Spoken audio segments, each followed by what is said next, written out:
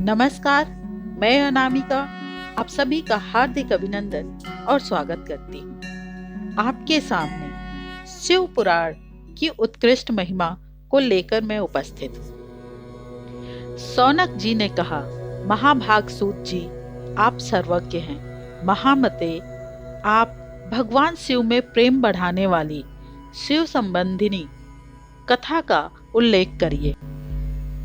श्री सूत जी बोले, शौनक, सुनो, मैं तुम्हारे सामने गोपनीय कथा वस्तु का भी वर्णन करूंगा, क्योंकि तुम शिव भक्तों में अग्रगण्य तथा वेद वेदताओं में श्रेष्ठ हो। समुद्र के निकटवर्ती प्रदेश में एक वास्कल नामक ग्राम है, जहां वैदिक धर्म से विमुख महापापी द्विज निवास करते हैं। वे सबके सब बड़े दुष्ट हैं। उनका मन दूषित विषय भोगों में ही लगा रहता है। वे न देवताओं पर विश्वास करते हैं, न भाग्य पर। वे सभी कुटिल वृत्ति वाले हैं। किसानी करते और भांति भांति के घातक अस्त्र शस्त्र रखते हैं। वे व्यभिचारी और खल हैं। ज्ञान, वैराग्य तथा सत्कर्म का सेवन ही मनुष्य के लिए परम पुरुषार्थ है, इस बात को वे बिल्कुल नहीं जानते हैं। वे सभी पशु बुद्धि वाले हैं। जहाँ के द्विज ऐसे हों, वहाँ के अन्य वर्णों के विषय में क्या कहा जाए। अन्य वर्णों के लोग भी उन्हीं की भांति कुत्सित विचार रखने वाले, स्वधर्म विमुख एवं खल हैं। वे सदा कुकर्म में लगे रहते और नित्य विषय भोगों में ही डूबे रहते हैं। वहाँ की सब स्त्रियां भी कुटिल स्वभाव की, स्वेच्छाचारिणी, पापासक्त, कुत्सित विचार वाली और व्यभिचारिणी हैं। वे सद्व्यवहार तथा सदाचार से सर्वथा शून्य हैं। इस प्रकार वहाँ दुष्टों का ही निवास है। उस वास्कल नामक ग्राम में किसी समय एक बिंदुक नामधारी ब्राह्मण रहता था। वह बड़ा अधम था, दुरात्मा और महापापी था। यद्यपि उसकी स्त्री बड़ी सुंदर थी, तो भी वह कुमार्ग पर ही चलता था। उसकी पत्नी का नाम चंचुला था। वह सदा उत्तम धर्म के पालन में लगी रहती थी, तो भी उसे छोड़कर वह दुष्ट ब्राह्मण वेश्यागामी हो गया था। इस तरह कुकर्म में लगे हुए उस बिंदुक के बहुत वर्ष व्यतीत हो गए। उसकी स्त्री चंचुला काम से पीड़ित होकर भी स्वधर्म नाश के भय से क्लेश सहकर भी दीर्घ काल तक धर्म से भ्रष्ट नहीं हुई, परंतु दुराचारी पति के आचरण से प्रभावित हो आगे चलकर वह स्त्री भी दुराचारिणी हो गई। इस तरह दुराचारों में डूबे हुए उन मूढ़ चित्त वाले पति पत्नी का बहुत सा समय व्यर्थ व्यतीत गया। तदनंतर शूद्र जातीय वेश्या का पति बना हुआ वह दूषित बुद्धि वाला दुष्ट ब्राह्मण बिंदु समयानुसार मृत्यु को प्राप्त हो नरक में जा पड़ा। बहुत दिनों तक नरक के दुख भोग कर वह मूढ़ बुद्धि पापी विंध्य पर्वत पर भयंकर पिशाच हुआ।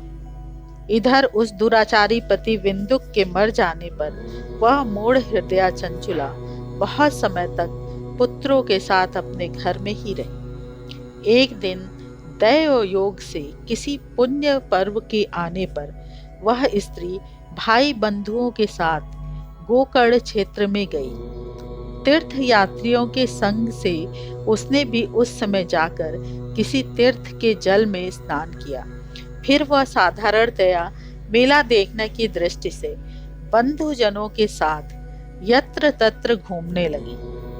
घूमती घूमती किसी देव मंदिर में गई और वहां उसने एक दैवज्ञ ब्राह्मण के मुख से भगवान शिव की परम पवित्र एवं मंगलकारिणी उत्तम पौराणिक कथा सुनी। कथावाचक ब्राह्मण कह रहे थे कि जो स्त्रियां पुरुषों के साथ व्यभिचार करती हैं, वे मरने के बाद जब यमलोक में जाती हैं, तब यमराज के दूत उनकी योनि में तपे हुए लोहे का परिघ डालते हैं। पौराणिक ब्राह्मण के मुख से यह वैराग्य बढ़ाने वाली कथा सुनकर चंचुला भय से व्याकुल हो वहां कांपने लगी। जब कथा समाप्त हुई और सुनने वाले सब लोग वहां से बाहर चले गए, तब वह भयभीत नारी एकांत में शिव पुराण की कथा बांसने वाले उस ब्राह्मण देवता से बोली। चंचुला ने कहा, ब्राह्मण, मैं अपने धर्म को नहीं जानती थी, इसलिए मेरे द्वारा बड़ा दुराचार हुआ है। स्वामिन, मेरे ऊपर अनुपम कृपा करके आप मेरा उद्धार कीजिए। आज आपके वैराग्य रस से ओतप्रोत इस प्रवचन को सुनकर मुझे बड़ा भय लग रहा है। मैं कांप रही हूँ और मुझे इस संसार से वैराग्य हो गया है। मुझ मूढ़ चित्त वाली पापनी को धिक्कार है। मैं सर्वथा निंदा के योग्य हूँ, कुत्सित विषयों में फंसी हुई हूँ और अपने धर्म से विमुख हो गई हूँ। हाय, न जाने किस किस घोर कष्टदायक दुर्गति में मुझे पड़ना पड़ेगा और वहाँ कौन बुद्धिमान पुरुष कुमार्ग में मन लगाने वाली मुझ पापनी का साथ देगा। मृत्यु काल में उन भयंकर यमदूतों को मैं कैसे देखूंगी? जब वे बलपूर्वक मेरे गले में फंदे डालकर मुझे बांधेंगे, तब मैं कैसे धीरज धारण कर सकूंगी? नरक में जब मेरे शरीर के टुकड़े टुकड़े किए जाएंगे, उस समय विशेष दुख देने वाली उस महायातना को मैं वहां कैसे सहूंगी? हाय, मैं मारी गई, मैं जल गई, मेरा हृदय विदीर्ण हो गया और मैं सब प्रकार से नष्ट हो गई, क्योंकि मैं हर तरह से पाप में ही डूबी हुई हूँ। ब्राह्मण, आप ही मेरे गुरु, आप ही मेरे माता और आप ही पिता हैं। आपकी शरण में आई हुई मुझ दीन अबला का आप ही उद्धार कीजिए, उद्धार कीजिए। सूत जी कहते हैं, सौनक, इस प्रकार खेद और वैराग्य से युक्त हुई चंचुला ब्राह्मण देवता के दोनों चरणों में गिर पड़ी। तब उन बुद्धिमान ब्राह्मण ने कृपा पूर्वक उसे उठाया और इस प्रकार कहा। ब्राह्मण बोले, नारी सौभाग्य की बात है कि भगवान शंकर की कृपा से शिव पुराण की इस वैराग्य युक्त कथा को सुनकर तुम्हें समय पर चेत हो गया है। ब्राह्मण पत्नी, तुम डरो मत, भगवान शिव की शरण में जाओ। शिव की कृपा से सारा पाप तत्काल नष्ट हो जाता है। मैं तुम्हें भगवान शिव की कीर्ति कथा से युक्त उस परम वस्तु का वर्णन करूंगा, जिससे तुम्हें सदा सुख देने वाली उत्तम गति प्राप्त होगी। शिव की उत्तम कथा सुनने से ही तुम्हारी बुद्धि इस तरह पश्चाताप से युक्त एवं शुद्ध हो गई है। साथ ही तुम्हारे मन में विषयों के प्रति वैराग्य हो गया है। पश्चाताप ही पाप करने वाले पापियों के लिए सबसे बड़ा प्रायश्चित है। सत्पुरुषों ने सबके लिए पश्चाताप को ही समस्त पापों का शोधक बताया है।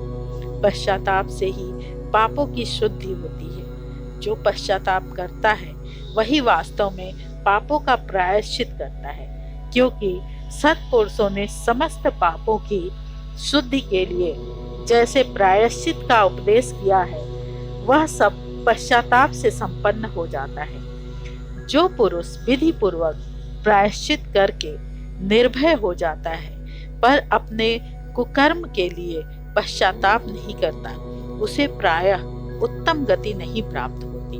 परंतु जिसे अपने कुकृत्य पर हार्दिक पश्चाताप होता है, वह अवश्य उत्तम गति का भागी होता है, इसमें संशय नहीं है।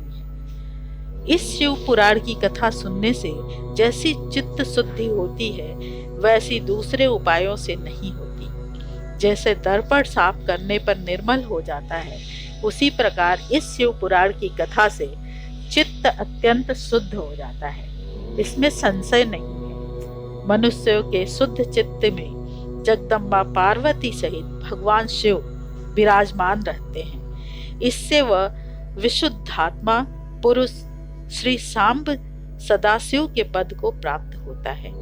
इस उत्तम कथा का श्रवण समस्त मनुष्यों के लिए कल्याण का बीज है। अतः यथोचित मार्ग से इसकी आराधना अथवा सेवा करनी चाहिए। यह भव बंधन रूपी रोग का नाश करने वाली है। भगवान शिव की कथा को सुनकर फिर अपने हृदय में उसका मनन एवं निधि ध्यान करना चाहिए। इससे पूर्णतया चित्त शुद्धि हो जाती है। चित्त शुद्धि होने से महेश्वर की भक्ति अपने दोनों पुत्रों ज्ञान और वैराग्य के साथ निश्चय ही प्रकट होती है। तत्पश्चात महेश्वर के अनुग्रह से दिव्य मुक्ति प्राप्त होती है, इसमें संशय नहीं। जो मुक्ति से वंचित है उसे पशु समझना चाहिए, क्योंकि उसका चित्त माया के बंधन से आसक्त है। वह निश्चय ही संसार बंधन से मुक्त नहीं हो पाता।